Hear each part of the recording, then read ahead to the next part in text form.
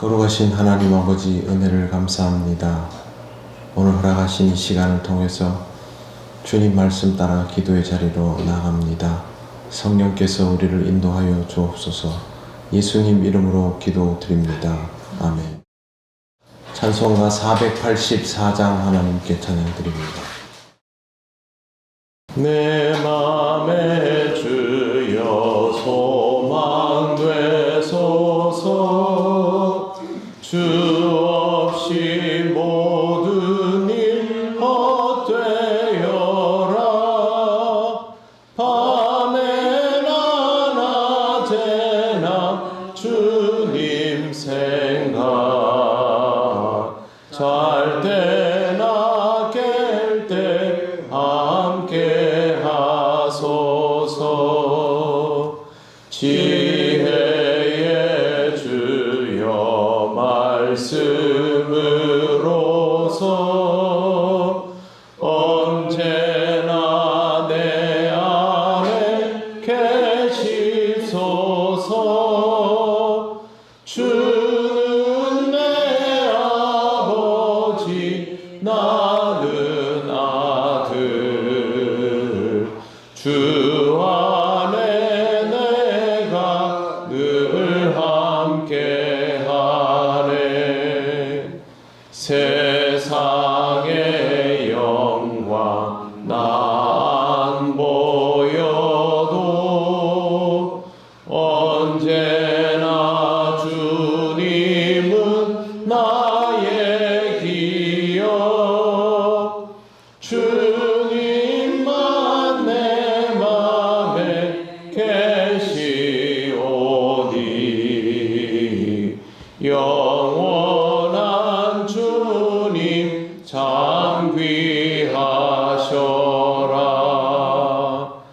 영원한 주님 내 승리의 주, 하늘의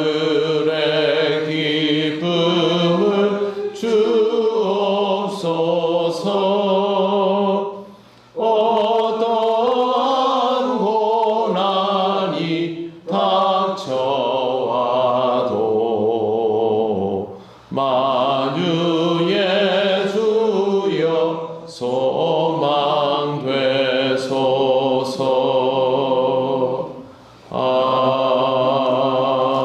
아멘.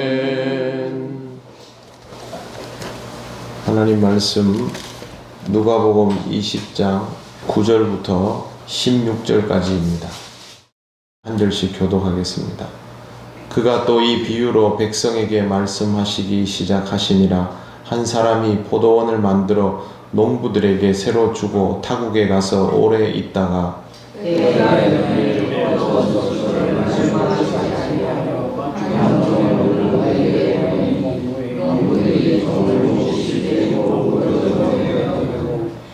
다시 다른 종을 보내니 그도 몹시 때리고 능욕하고 거저 보내었거늘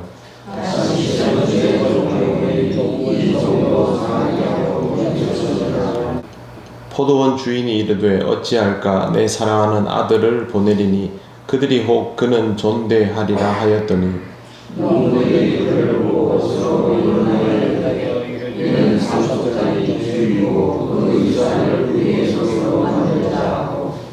포도원 밖에 내쫓아 죽였느니라. 그런즉 포도원 주인이 이 사람들을 어떻게 하겠느냐.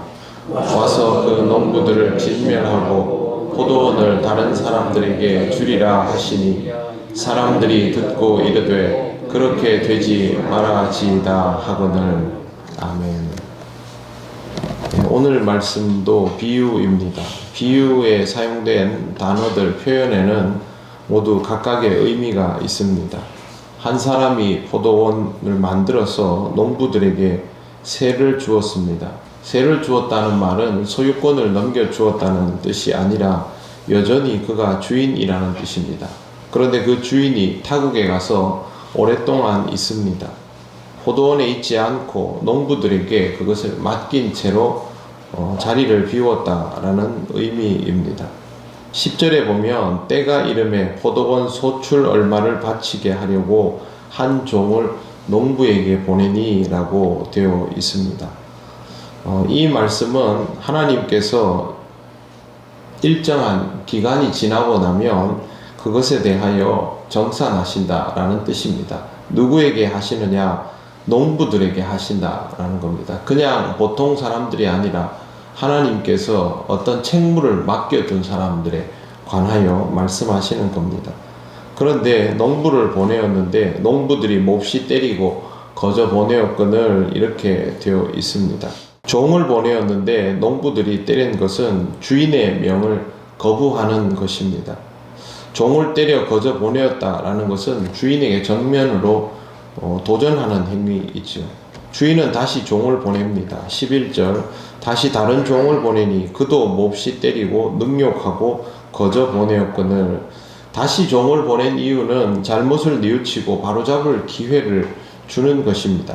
그렇지 않으면 농부를 내쫓았을 겁니다. 그런데 농부들은 이 종을 돌려보내는데 이번에는 때리는 정도가 아니라 능욕까지 합니다. 그 말은 곧 주인에게 모욕을 주겠다라는 의도를 가지고 있다라는 것이죠. 다시 세 번째 종을 보내었지만 상황은 여전히 마찬가지였습니다. 이 종도 상하게 하고 내쫓아 버립니다. 그때 포도원 주인이 아들을 보내기로 합니다. 13절을 보시면 포도원 주인이 이르되 어찌할까 내 사랑하는 아들을 보내리니 그들이 혹 그는 존대하리라 하더니. 아들을 보내는 이유는 사실상 자신의 대리자인 존재를 보내면 존대받을 수 있을 것이다 라고 생각했기 때문입니다. 그러나 농부들의 태도는 그렇지 않습니다. 14절 농부들이 그를 보고 서로 의논하여 이르되 이는 상속자니 죽이고 그 유산을 우리의 것으로 만들자 하고. 농부들은 아들을 보면서 오히려 기회라고 생각합니다. 상속자를 죽여버리면 확실하게 자신의 소유가 될 것이다 라고 생각한 것입니다. 비유를 읽다 보면 딱 떠오르는 사람들이 있습니다. 바로 주님을 찾아와서 시비를 걸었던 대제사장들과 서기관과 장로들입니다. 그들은 비유 속에 농부들의 위치에 해당하는 사람들입니다. 하나님께서 이 땅을 맡겨둔 사람들, 이 땅의 사람들을 품도록 돌보도록 그렇게 세워진 사람들이 바로 그들입니다. 그런데 이들이 이 땅에서 종교를 이용하여 주인 행세를 하고 있습니다. 그리고 하나님의 선지자들을 보내어도 말을 듣지 않고 반박하거나 핍박하고 능욕하기까지 합니다. 그들은 사실상 세례자 요한까지도 배척했었습니다. 그래도 하나님은 기회를 주시려고 하나님의 아들을 보내셨는데 이번에는 하나님의 아들을 죽이려고까지 합니다. 우리가 대제사장, 서기관, 장로들이 성전에 대해서 논쟁하는 것을 보면 그들에게 있어서 예수님이 정말 하나님의 아들인가 아닌가는 중요하지 않지요. 그들이 주도권을 가질 수 있는가 없는가에만 오직 몰두하고 있음을 봅니다. 사람이 주도권을 가질 수 있는가 없는가에 대하여 몰두하기 시작하면 진리의 의미는 사라지고 맙니다. 그러니까 예수님이 하나님의 아들이어도 자신들의 존재감이 지켜지려면 예수님을 죽여야 하는 것이죠. 성경에는 그런 기록이 없지만 여러분, 이 사람들이 정말 예수님이 하나님의 아들이라는 것을 알게 되면 어떻게 반응할까요? 모든 것을 다 내려놓을까요? 내려놓지 못합니다. 자기 평생의 모든 것들을 주도할 수 있도록 자리매김되어진 자리 아닙니까? 유대인들에게 있어서 대제사장과 서기관과 장로의 위치는 다른 그 공동체와는 완전히 다른 겁니다. 정치, 종교, 사회, 문화, 법에 이르기까지 모든 영역을 아우를 수 있는 사실상 초법적인 집단이거든요. 그들이 자신들의 기득권을 내려놓는 일은 정말 어렵습니다. 그걸 예수님께서 그대로 지적하고 있는 것입니다. 그러면 농부들의 이런 의도들이 유효할 수 있는가? 15절을 보십시오. 15절에 보시면 이렇게 되어 있습니다. 포도원 밖에 내쫓아 죽였느니라. 그런즉 포도원 주인이 이 사람들을 어떻게 하겠느냐. 16절 와서 그 농부들을 진멸하고 포도원을 다른 사람들에게 주리라 하시니. 분명히 농부들은 자기들 의도대로 포도원 주인의 아들까지 죽였습니다. 그런데 상황이 종결되기는커녕 주인이 직접 와서 그 농부들을 진멸하고 포도원을 다른 사람들에게 넘겨주고 있습니다. 이제 모든 상황이 종결되었습니다. 농부들은 더 이상 존재하지 않고 농부들의 기회는 다른 사람에게 넘어갑니다. 이 말씀에서 아주 중요한 부분이 있습니다. 포도원의 주인은 따로 있다라는 것이죠. 농부는 주인일 수 없다라는 겁니다. 이 땅을 살아감에 있어서 우리가 잊지 말아야 할 사실은 주권이 창조주 하나님에게 있다라는 것입니다. 이 세상에는 세상을 주름잡던 패자들이 있습니다. 권력자들이 있습니다. 영원 무궁할 것 같은 권세를 누리던 사람들이 있습니다.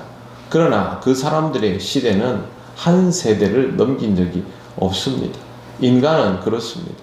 인간은 이 땅을 살아가면서 자신이 그 권력을 소유할 수 있을 때 마치 그것이 영원할 것처럼, 그것이면 무엇이든 할 수 있는 것처럼 착각합니다. 정치인들도 보면 자기들이 그 자리에 있는 몇 년 안 되는 시간이 영원할 것처럼 행동합니다. 그러나 어디 그렇습니까?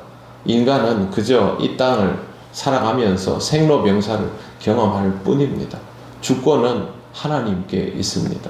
우리가 살아가면서 경험하는 모든 것들이 하나님에게 속하여 있다라는 것을 잊지 마시고, 하나님을 믿는 우리의 소명이 오늘 말씀에 나오는 농부라는 것을 잘 기억하시고 하나님이 기뻐하실 만한 포도원 농부의 삶을 살아가시기를 바랍니다. 아멘. 기도드리겠습니다.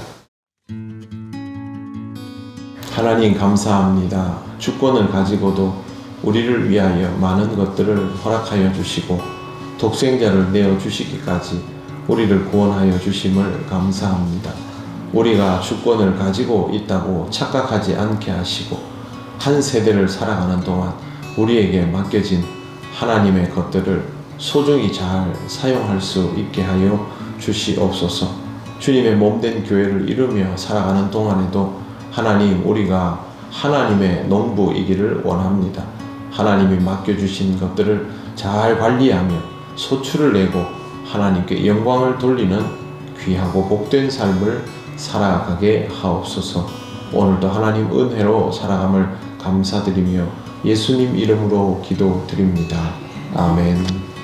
하늘에 계신 우리 아버지, 아버지의 이름을 거룩하게 하시며 아버지의 나라가 오게 하시며 아버지의 뜻이 하늘에서와 같이 땅에서도 이루어지게 하소서. 오늘 우리에게 일용할 양식을 주시고 우리가 우리에게 잘못한 사람을 용서하여 준 것 같이 우리 죄를 용서하여 주시고 우리를 시험에 빠지지 않게 하시고 악에서 구하소서. 나라와 권능과 영광이 영원히 아버지의 것입니다. 아멘.